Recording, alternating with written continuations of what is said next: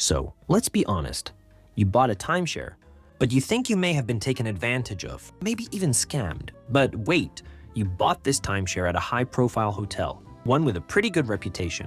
You went there for the meeting, and you received the gift that was promised. The sales agent listened to your situation and your budget. Maybe they even threw in a bonus.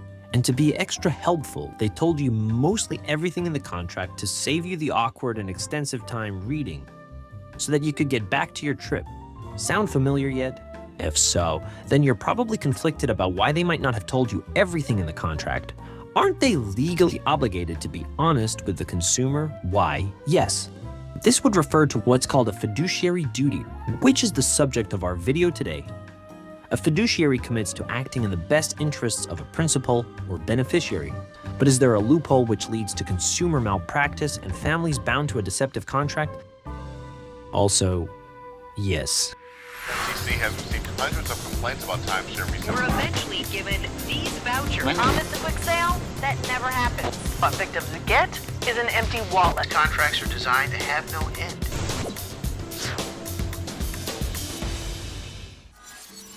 Let's start by defining the term fiduciary duty.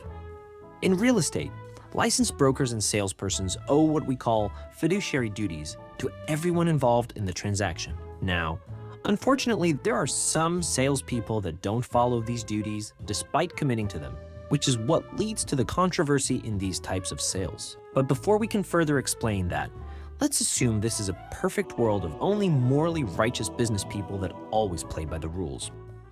While a seller's agent is primarily advocating for the seller, there are still responsibilities that agent must uphold toward the buyer. If you're purchasing a timeshare from a developer or a representative, those duties mean that the agent has to treat you honestly and fairly. They also need to disclose any crucial information that you, as a buyer, wouldn't easily uncover on your own. But not everyone does this. Because if they were always 100% honest, most people would not sign those papers. Timeshares are commonly sold through high-pressure presentations in desirable vacation spots, places like Orlando, Las Vegas, and Branson. Guests often receive invitations with free gifts or discounted stays, only to be led into a long sales pitch. During these presentations, the sales agent might focus on how easy it is to enjoy a luxurious vacation every year. But they may omit or downplay realities like annual maintenance fees that can rise, blackout dates, or the often difficult process of reselling. Even though the agent is working for the seller, there are critical pieces of information they must disclose to you, the buyer. While they are under oath to cover all of these important factors, the lack of cameras and legal supervision is what drives many sales agents to deceive. It's harder for a timeshare victim to win when they can't prove what the sales agent didn't tell them. In fact, even if you did somehow manage to prove this, there's a clause in the contract that states you only are signing for what's listed in the contract, not for what was said to you by the sales agent. This clause is referred to as the non-reliance clause, and the name says it all. Its job is to shield the agent from any negative backlash suggesting they were an unreliable representative of the timeshare company. So if this is in the contract, why do the agents in theory have to abide by fiduciary duties? Simply because this is the law for any practice in real estate. But like any work environment, some are stricter than others, and most have more integrity than timeshare companies. You may be thinking, if this is so common, then does that mean these companies are aware of it? We can't exactly answer that. But we can assume there are certain terms written in fine print for a reason. Plus, there is no way to prove a timeshare agent lied to you or left certain information out. These claims could quickly be projected back to you for misunderstanding or not asking the right questions, regardless of if you did or not. Either way, depending on the question, you'd likely only receive a positive answer or a vague one. Sales agents may also go by fake names, give you fake phone numbers, and lie about their backgrounds. In the rare case that someone is found guilty of deception, they are often just sent to work for another location, and no justice is ever served. You're still stuck in a contract, and they can continue trapping more people at their new location. If you've watched some of our other videos, you know that there is no website you can visit to sign up for a presentation or buy a timeshare. It is all out of chance that you're approached by a rep while vacationing or sent an invitation. Invitations are usually targeted based on your age and income, or they can be in the form of a prize after you enter a raffle. Everyone wins. The prize is a free vacation that requires you to attend a timeshare meeting.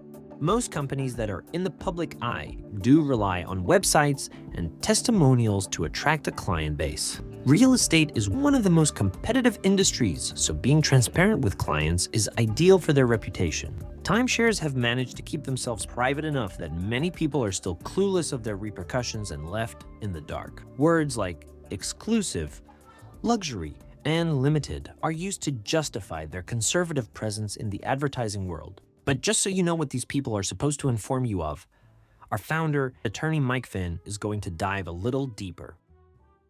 Fiduciary duties exist anytime a licensed professional is performing those professional services on behalf of a client or a customer. So, for example, an attorney owes a fiduciary duty to their client.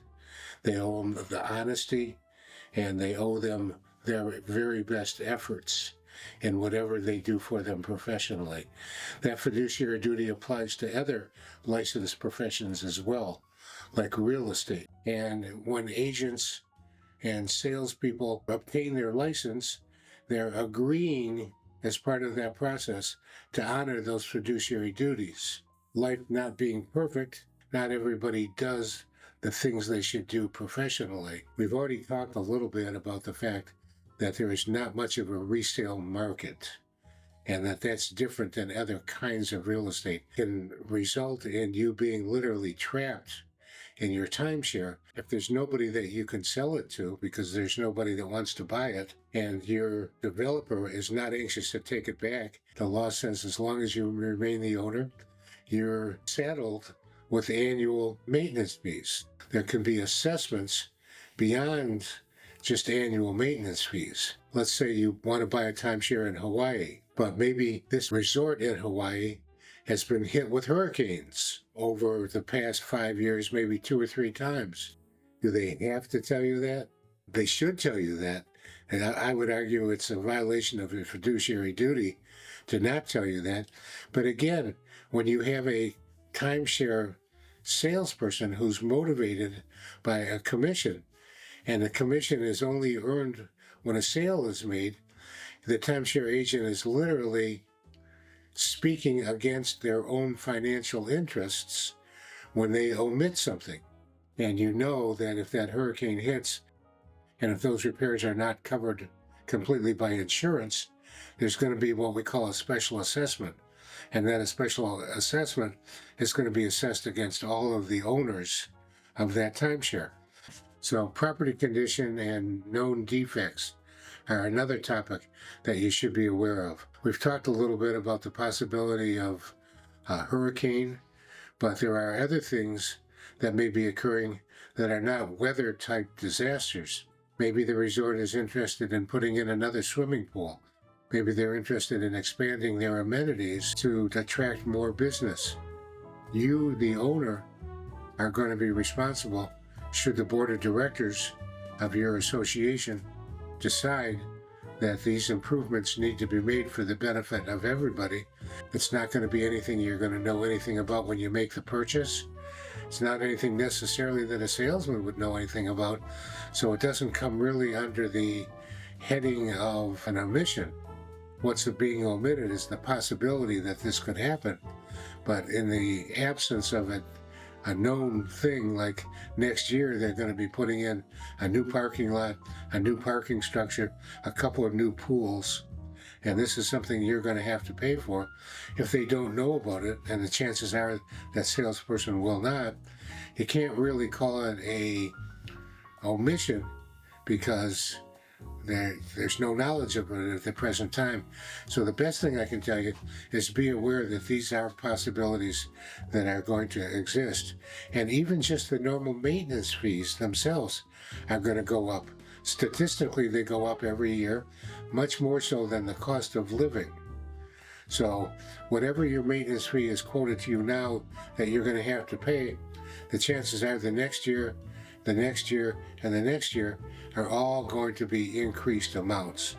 This is something that the salesman should be aware of because it's a statistical fact that's been going on for years. Again, are they motivated to share that information with you? Maybe not. Not financially, certainly. Should they be motivated to share it with you because it's their ethical duty to do so? Absolutely, they should. Are they going to do it? Flip a coin. Whatever your circumstances are, if you would like a consultation, we're happy to speak with you at any point in time. Give us a call. And if you want to get out of your timeshare, we know the industry. Be sure to like, subscribe, and hit that notification bell so you don't miss our next video. Also, follow us on X. When businesses take advantage of people, we're there to pick up the pieces. Finn Law Group, led by experienced timeshare attorneys, offers guidance and legal advice.